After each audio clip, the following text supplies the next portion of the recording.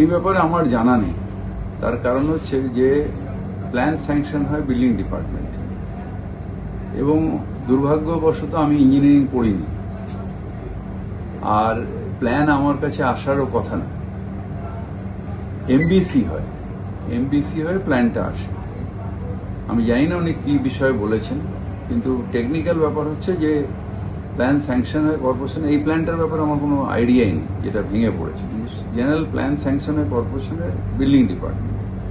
MBC হয় আমাদের commissioner হয়ে, ওটা অ্যাপ্রুভালের জন্য আমার কাছে এমবিসিটা আছে, এবং ওটা শুধু ফর্মালিটিজ, একটা জাস্ট সই করা। মানে এমবিসিতে টেকনিক্যাল পার্সনরা থাকে, এবং আমার ওটার মধ্যে কোনো এখতিয়ারও নেই।